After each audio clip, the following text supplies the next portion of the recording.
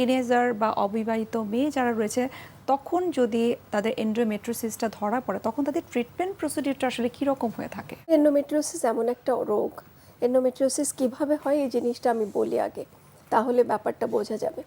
আসলে মাসিকের সময় আমাদের কি হয়, মেয়েদের মাসিকের সময় মাসিকের ব্লাডটা বাইরে চলে আসে, জরায়ুর ব্লাডটা। অনেক ক্ষেত্রে এই ব্লাডটা উল্টা দিকে টিউব দিয়ে গিয়ে পেটের ভিতরে জমা হয়, অনেক সময় ওভারিতে জমা হয়, অনেক সময় পেটের ভিতরে জমা হয়।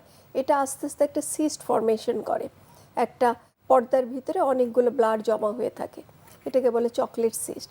এই চকলেট সিস্ট আর কিছুই নাই, এটা এন্ডোমেট্রিওসিস। কাজেই মাসিক যতবার হবে চকলেট সিস্ট কিন্তু বড় হতে থাকবে, কাজে এটা প্রোগ্রেসিভ ডিজিজ, আস্তে আস্তে বাড়বে। কাজে ছোট বাচ্চাদের বা যেগুলো কিশোরী মেয়েদের যখন হয় বা আমাদের কাছে আসে, আমরা কিন্তু সরাসরি কখনোই সার্জারিতে যাই না। আমাদের টার্গেট থাকে মেয়েটাকে একটু রিলিফ দেওয়া, সেটা ব্যথার ক্ষেত্রে, ব্যথার জন্য যদি মেয়েটার দৈনন্দিন কাজকর্ম হ্যাম্পার হতে থাকে সেক্ষেত্রে, আর কিছু কিছু ক্ষেত্রে ডিজিজটা যাতে প্রোগ্রেস না হয় সেক্ষেত্রে আমরা কিছু ওষুধ ইউজ করি। ব্যথার জন্য আমরা কিছু মাইল্ড পেইন কিলার ইউজ করি, ব্যথার নাশক ওষুধ।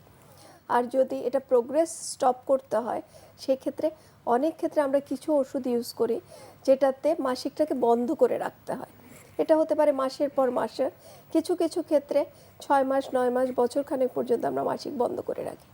তবে এজন্য আমাদের রোগীকে অনেক বেশি কাউন্সিলিং করতে হয়, কথাবার্তা বলে নিতে হয়, কারণ অনেকের একটা ভ্রান্ত ধারণা থাকে মাসিক বন্ধ হলে শারীরিক অনেক সমস্যা হবে, কিন্তু দেখা যায় যে যতবার মাসিক হবে ব্লাডটা কিন্তু ভিতরে জমা হচ্ছে, কাজে চকলেট সিস্টের সাইজটা আস্তে আস্তে বড় হবে। আচ্ছা, কাজে ইয়াং মেয়েদের ক্ষেত্রে যেটা করি যে সরাসরি আমরা সার্জারিতে না গিয়ে আমরা ঔষধের মাধ্যমে চেষ্টা করি সাইজটাকে কমিয়ে রাখার অথবা বাড়তে না দেওয়ার।